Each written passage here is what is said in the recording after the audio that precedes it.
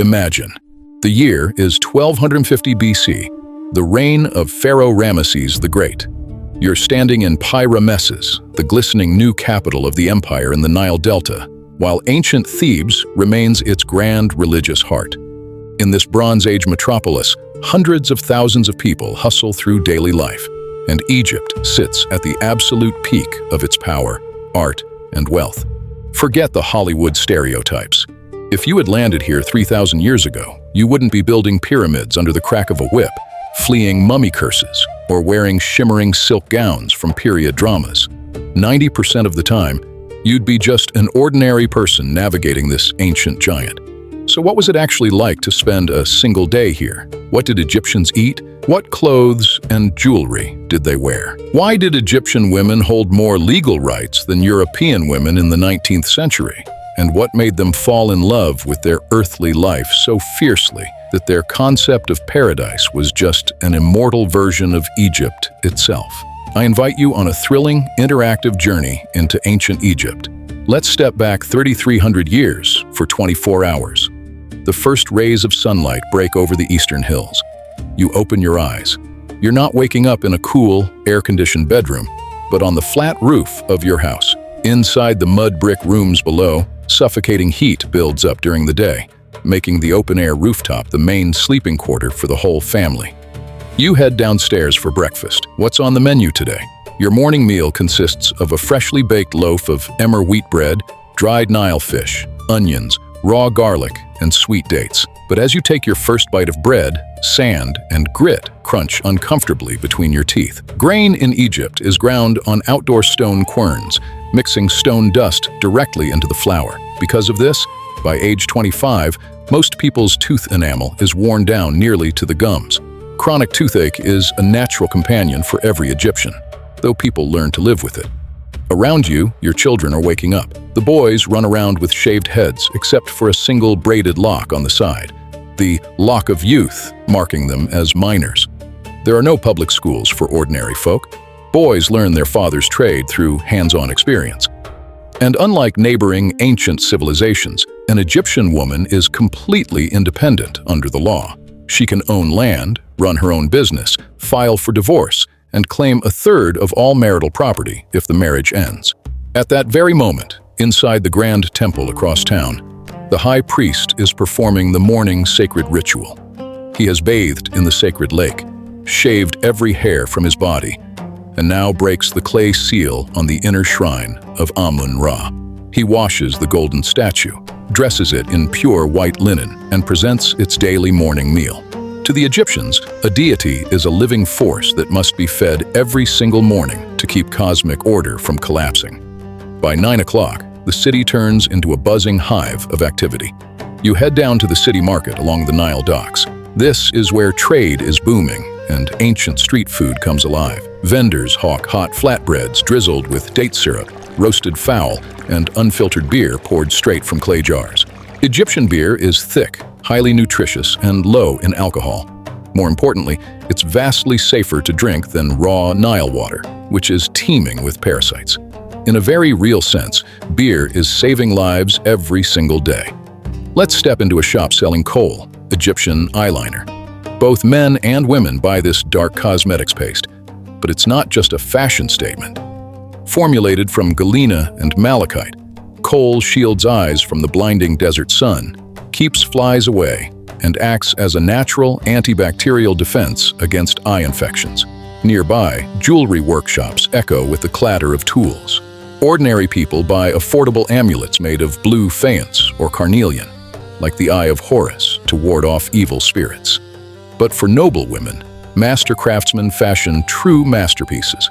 Heavy usek collar necklaces dripping with lapis lazuli, turquoise, and gold, along with intricate pectorals depicting sacred goddesses. Over at the fabric merchant's shop, you're shown sheer linen calasiris gowns. The finer and more translucent the linen, the higher your social status. So how do you pay for all this? Coins don't exist in ancient Egypt yet. The entire economy operates on a system of barter and standardized values. The primary currency is the daben, a weight of copper measuring about 91 grams. or sacks of barley known as car. You trade a jar of sesame oil to a merchant in exchange for a brand new pair of woven linen sandals. Your household granary is literally your bank account. It's time to cross over to the west bank of the Nile, to the exclusive village of Deir el Medina. Not because it's cooler there, but because work at outdoor construction sites grinds to a halt during the blistering midday heat. This village is home to the elite stonecutters, sculptors, and painters, crafting the eternal tomb of Ramesses II in the Valley of the Kings. These are not slaves. They are independent, literate, and well-paid craftsmen backed by state rations. The pharaoh supplies them with premium grain, meat, fish, and fine fabrics. Archaeologists have uncovered thousands of clay fragments called ostraca, where scribes kept daily attendance logs. The documented excuses for missing work from real papyri are refreshingly human: absent, bitten by a scorpion, brewing beer for a festival, suffering from an eye infection, or embalming his brother. The Egyptians recorded literally everything. Now let's step inside the royal palace of Ramesses II. The pharaoh has just finished his morning purification baths and devotional rituals, and is now sitting in the audience hall reviewing reports from his vizier. Updates on Nubian gold mines, the progress at Abu Simbel, and diplomatic dispatches from the Hittite Empire. The pharaoh is viewed as a living god on earth, the human embodiment of Horus. His core duty is to maintain ma'at, cosmic order, truth, and justice. Egyptians believe that if the king governs righteously, the gods will reward the land with a bountiful Nile flood. Ramesses II is a titan of his era. He will live to be 90 years old, father over 100 children, and broker history's very first international peace treaty. And what about the famous royal harem, the Ipet Nesut? Unlike later Eastern harems often associated purely with idle leisure, the Egyptian Ipet was a powerful administrative and economic institution. It housed royal queens, foreign princesses sent to seal diplomatic alliances, and the children of the elite. Women of the royal court managed massive textile manufactories and agricultural estates, wielding immense influence over the empire's economy. As the sun dips toward the horizon, we travel alongside the vizier to his private country estate along the Nile. A towering white wall conceals a lush oasis, a rectangular reflecting pool blooming with cool blue lotus flowers, surrounded by bustling palm trees. Perched on the roof is a mulkaf, a traditional windcatcher designed to funnel the cool northern Mediterranean breeze directly down into the reception halls below. Let's peek into the cool bathing quarters. On a smooth limestone floor, servants pour clean water from clay pitchers over the vizier's daughter as she prepares for the evening. Nearby sits a private toilet, a carved limestone seat positioned over a deep sand pit. As night falls, an extravagant banquet begins. Harpists strum melodies, while servants serve pomegranate wine and roasted game fowl. And here's the standout feature of the night. Guests wear special cones made of scented wax and fat atop their wigs.